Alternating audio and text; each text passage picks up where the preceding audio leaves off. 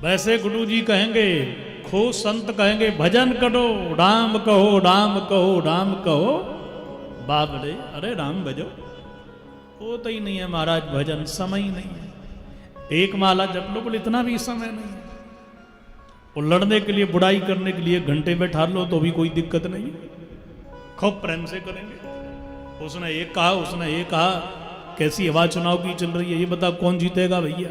बैठ जाए तो 2 घंटे निकल जाए, और माला बैठ करके जब लोग बोले समय कहाँ है महाराज, इतनी माला नहीं जप पाएंगे, कोई सरल उपाय बताओ ना।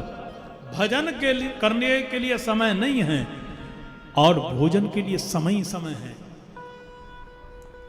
बुराई करने के लिए समय ही समय है, संसार के विषयों के लिए समय समय है, समय ही समय है, भजन के लिए नहीं है। बहुत बड़ी कृपा भाई, तो मेरा बेटा बैन हो गया, दुष्ट हो गया। जब बहू बेटा दुष्ट होते हैं तो संसार से वैराग्य होता है।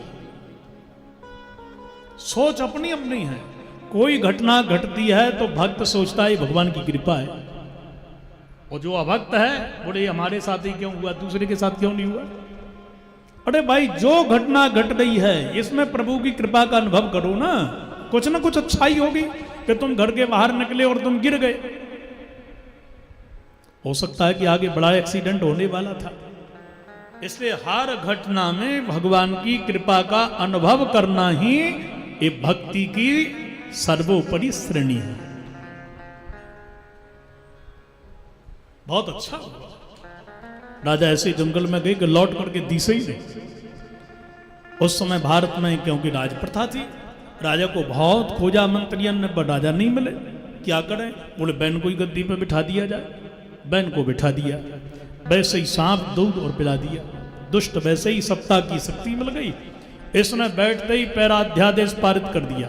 सुनो भाई, न यष्टव्यम न दातव्यम न होतव्यम द्विजा कुचित। आज के बाद कोई यज्ञ नहीं करेगा, आज के बाद कोई दान नहीं देगा, आज के बाद कोई हवन नहीं करेगा। जिसको दान करना है मेरे खजाने में आकर के जमा करो, जिसको हवन करना है, पूजन करना है, मेरा कर लो। क्योंकि सर्वदेव मयो नृपा, सारे देवता देवियां राजा में ही निवास करती हैं। मेरी पूजा कर ली तो सारे देवी देवता प्रसन्न हो जाएंगे, कोई दिक्कत नहीं। उस सभा में संत बैठे थे, राजन सतता तो यह, जो राजा धार्मिक है उसमें देवता निवास करते हैं, जो नेता लुटेरा है अधार्मिक है, जो सनातन संस्कृति का नहीं, ऐसे नेता में तो भूत प्रेत निवास करते हैं। बोलो राधे राधे।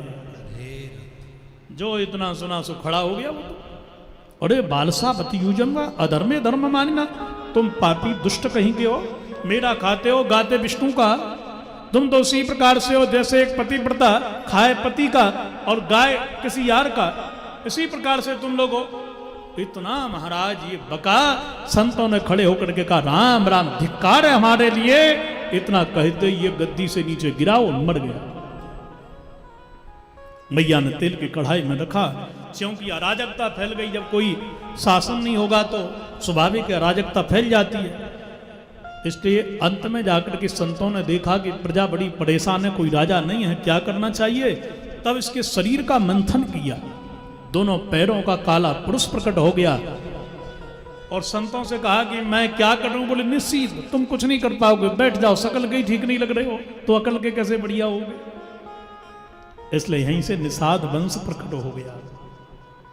इसके बाद दोनों हाथों का मंथन किया, और जब हाथों का मंथन प्रारंभ किया सज्जनों, तब यहां से दाएं अंग से पृथु और वाम अंग से रानी अर्ची प्रकट हो गई। यही लक्ष्मी नारायण भगवान का प्राकट हुआ। बोलो लक्ष्मी नारायण भगवान की जय। ठाकुर जी जैसे ही प्रकट भय,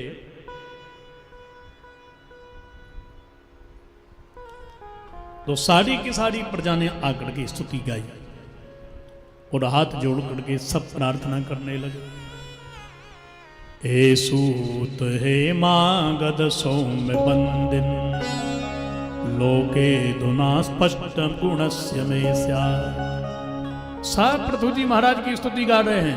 बोलो पृथु जी महाराज की जय। पृथु जी ने कहा सुनो सुनो, पहले जय जयकार न बोलो, आपने कौन सा गुण मेरे अंदर देख लिया जो इतनी जोर से जय जयकार लगा रहे हो? देखो, पहले किसी का काम देखो, फिर उसका नाम बोलो, उसकी जय जयकार बोलो। सारे के सारे लोग हाथ जोड़ करके बोले, सरकार सभी लोग, पुरानी पार्टी ने कुछ नहीं किया, शायद आगे वाली सत्ता कचू करे। कभी कभी लोग ऐसा ही करते रहते हैं, इसने कुछ नहीं किया दूसरे को वोट दो, उसने कुछ नहीं किया पहले वाले को फिर दिया। 5-5 वर्ष की बॉडी से खूब विश्राम करते रहते हैं, दोनों मिल जाते हैं। एक बार तुम मलाई खाओ, दूसरी बार हम खाएंगे। बोलना सबको है मीडिया में, करना धरना कुछ भी नहीं। बोलो राधे राधे। क्या करें हम? पृथु जी ने कहा ना, जनता की आदत यही है, जब ज्यादा नेता की वाहवाह करते हैं तो नेताजी सोचते हैं कि लगता है कि हम ही हैं। जब जनता बिना काम के ही प्रसन्न है, जय जयकार कर रही है, तो काम की जरूरत है ही नहीं। वो 5 वर्ष तक लौट के फिर गलियन में आते नहीं।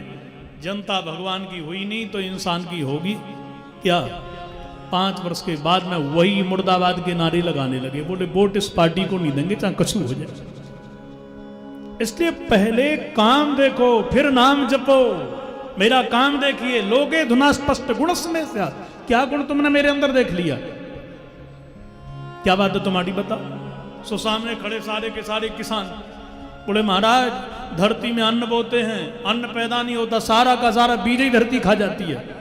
पृथु जी ने देखा, ओहो, किसान पे फसल नहीं तो बनिया की दुकान नहीं चलेगी, और बनिया की दुकान नहीं चलेगी तो राजाओं के खजाने में टैक्स कहां से आएगा? पूरी व्यवस्था ही मिट जाएगी। किसान जिस देश का कमजोर हो गया, उस देश का राजा, उस देश की सत्ता, उस देश का व्यापार वो बैठ जाएगा। किसान जड़ है, उस देश की उन्नति है, उस देश की एक प्रगति है। महाराज पृथु ने देखा कि सारा दोष धरती का, तुम बीज बोते हो। बोले महाराज बढ़िया जोतते हैं, पानी देते हैं, खाद देते हैं, बीज बो दिया, उगता नहीं है। तो पृथु जी ने हाथ में धनुष लेकर के और जैसे ही पीछा किया, आगे धरती मैया गौ का रूप धारण करके भागी और पीछे पीछे पृथु जी भागे। अंत में एक जगह जाकर के श्री पृथु जी महाराज के निकट में गैया रुक गई, धरती मैया गैया के रूप में। वो कहा कि मुझे मारोगे महाराजा, आप क्या कर रहे हो? अरे मैं धरती हूं, और धरती वह भी गैया का रूप धारण करके आई है, और गैया की हत्या करोगे। मैं स्त्रीलिंगधारी हूं, इसलिए स्त्री अवधनीय है, उसका वध नहीं करना चाहिए।